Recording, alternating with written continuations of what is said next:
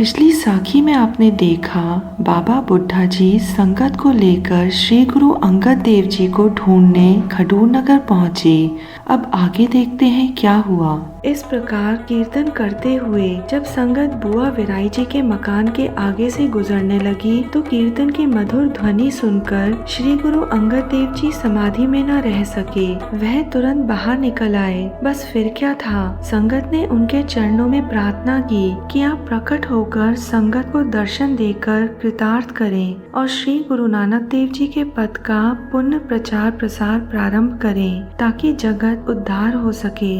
श्री गुरु अंगद देव जी ने तुरंत संगत का अनुरोध स्वीकार कर लिया और वहां संगत के विश्राम तथा लंगर की व्यवस्था के लिए दीर्घकालीन योजना तैयार करने का आदेश दिया। इस लक्ष्य की प्राप्ति के लिए बाबा बुड्ढा जी ने कुछ स्थानीय सज्जनों को विश्वास में लेकर एक धर्मशाला का निर्माण खडूर नगर के बीचों बीच रिक्त स्थान देखकर प्रारंभ कर दिया।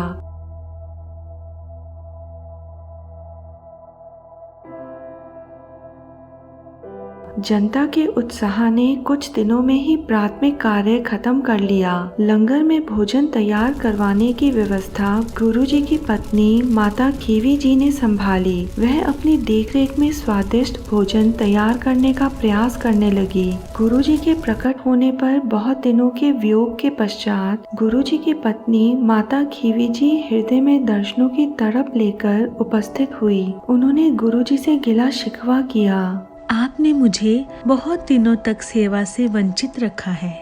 वह बुआ विराई जी से रूठ गई और बोली, आपके पास मेरे पति लंबे समय तक रह रहे हैं। आपने मुझसे ये रहस्य क्यों छुपाया? इस पर बुआ जी ने उत्तर दिया, मुझे ऐसा ही आदेश था। इसी में सबकी भलाई थी, क्योंकि दुनियादारी के झमेले साधना में बांधा डाल सकते थे।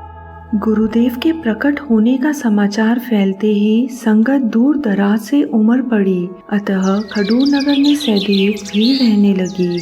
इसलिए कुछ व्यापारियों ने वहां पर दुकानें खोल ली, जिससे नगर की आबादी धीरे धीरे बढ़ने लगी। गुरुदेव अर्धरात्रि को स्नान करके प्रभु चरणों में एकाग्र होकर बैठ जाते।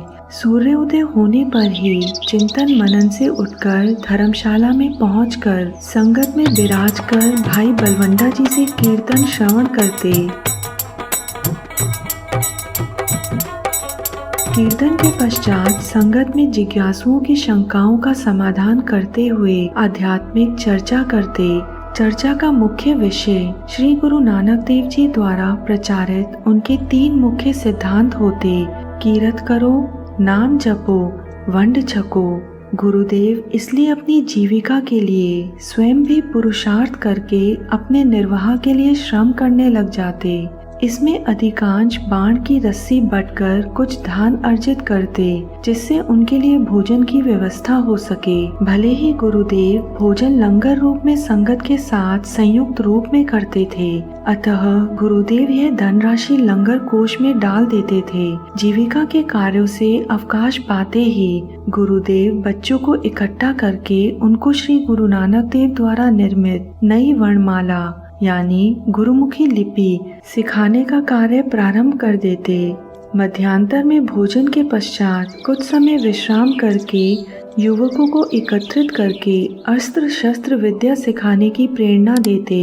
उसके बाद अखाड़े में योद्धाओं का मल्ल युद्ध देखते, जिसमें गुरुदेव जी का मुख्य लक्ष्य युवकों को कसरत करवाना होता था। गुरु आज्ञानुसार गुरुदेव जी का उद्देश्य अपने अनुयायियों में वीरता लाना, आत्मनिर्भर बनाना तथा निर्भीक बनाना होता था, क्योंकि गुरुदेव जानते थे कि शक्तिशाली मनुष्य ही स्वतंत्र रह सकता है। दुर्बलता पराधीनता की जननी है। अतः गुरुदेव जी ने संगत के आग्रह पर श्री गुरु नानक देव जी की क्रांतिकारी विचारधारा को आगे बढ़ाने का कार्यक्रम बड़े पैमाने पर प्रारंभ कर दिया, जिसके अंतर्गत सिखों को नए रूप में संगठित करके प्रशिक्षित करना मुख्य कार्य था। वास्तव में गुरुदेव जी की दृष्टि में प्रत्येक सिख को हर प्रकार से बलशाली एवं संपन्न समृद्ध होना चाहिए, जिससे वह पीड़ित एवं पिछले वर्ग के उत्थान का कार्य आरंभ किया जा सके। अतः गुरुजी ने शारीरिक मानसिक एवं आत्मिक बल प्राप्ति के लिए जन साधारण में जागृति लाने के लिए आंदोलन प्रारंभ कर दिया। इस कार्य को व्यवहारिक रूप देने के लिए विभिन्न स्थानों पर पाठशालाएं बनवाईं, जिनमें अपनी मातृभाषा द्वारा ज्ञान प्राप्त किया जा सके। शिक्षा के माध्यम के रूप में गुरुमुखी लिपि को प्रयोग में लाया गया। इसके साथ ही मल्ल युद्ध सिखाने के लिए कई अखाड़े भी बनवाए, जिससे नव युवकों को सदैव स्वस्थ रहने की प्रेरणा दी जा सके।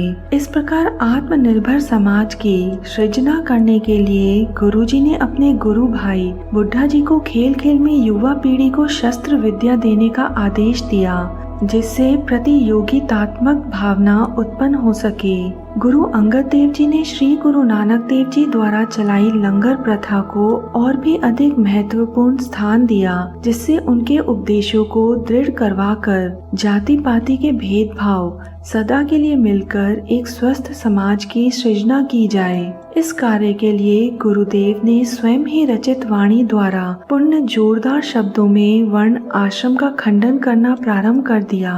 गुरुजी अर्धरात्रि 7वें पहर की समाप्ति पर बिस्तर त्याग कर शौच स्नान से निर्वृत्त होकर प्रभु चरणों में ध्यान अस्त होकर बैठ जाते। सूर्योदय होने पर ही आसन से उठते और सीधे धर्मशाला में पहुंचकर संगतों को दर्शन देकर कृतार्थ करते। तब जिज्ञासुओं के अंतर्मन में उत्पन्न शंकाओं का समाधान अपने प्रवचनों द्वारा करते। उसके बाद भाई मर्दाना के बड़े सुपुत्र सहजादा जी से शब्द कीर्तन का श्रवण करते।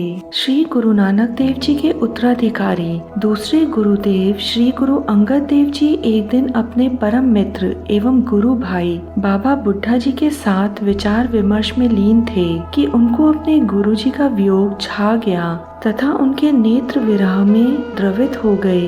तभी बाबा बुड्ढा जी ने इच्छा व्यक्त की, हे गुरु जी, क्या यह अच्छा नहीं होगा कि हम श्री गुरु नानक देव जी का जीवन तथा उनके उपदेशों को पुस्तकों के माध्यम से मानव संसार को उपहार स्वरूप भेंट करें।